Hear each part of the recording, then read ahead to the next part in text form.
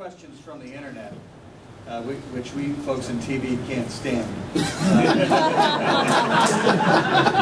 anyhow, what steps would you support or not support to defend Israel against, in the case of an attack that came upon the Israeli state from any Middle Eastern country, particularly Iran?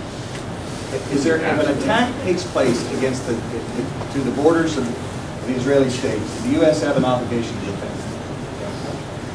I think the answer to that question, in the case of almost any country, would be yes. I think in the case of Israel, the answer is an unambiguous and an absolute yes. There is no other country with whom we share the same kinds of ideals and values that this country shares with the state of Israel.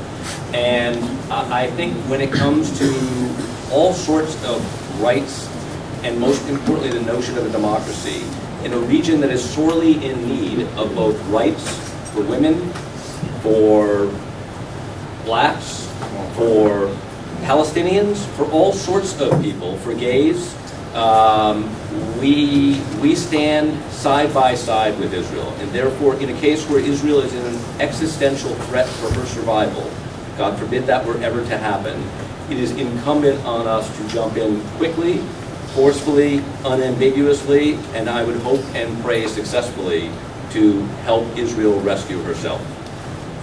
Well, I think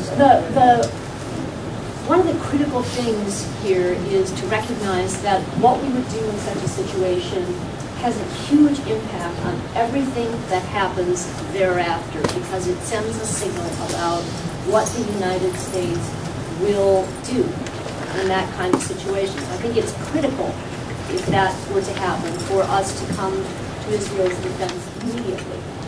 I will tell you a story about how I think about things based on the energy crisis. Had I been governor in 2000, when we started seeing rolling blackouts in December, I studied the California law very carefully, and we had the right to commandeer a power plant, and I would have done so as governor. Now, we might have been sued, we might have had to pay monetary damages, but I guarantee you it would have ended the game playing and the spiking. We would have had no more rolling blackouts.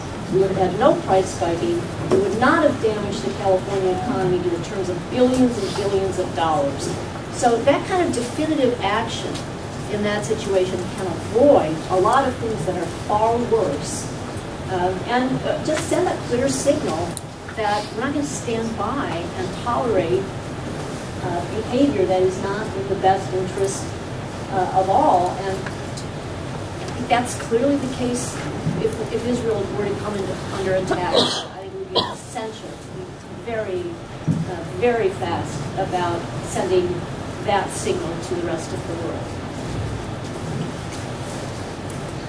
Actually, I think if state legislature, which I think we were a part of at the time, hadn't voted for deregulation, we probably would have never had the rolling blackout in California. That was probably one of the worst decisions that we did as a state. But absolutely, I think the United States would absolutely go to the defense of Israel if they were under attack. I mean, I think that's clear. Our friendship, our alliance, our foreign aid that we have committed to Israel, I think it's clear that in that instance we would absolutely not think twice. And I think Israel knows that about us, that we would immediately come to their defense.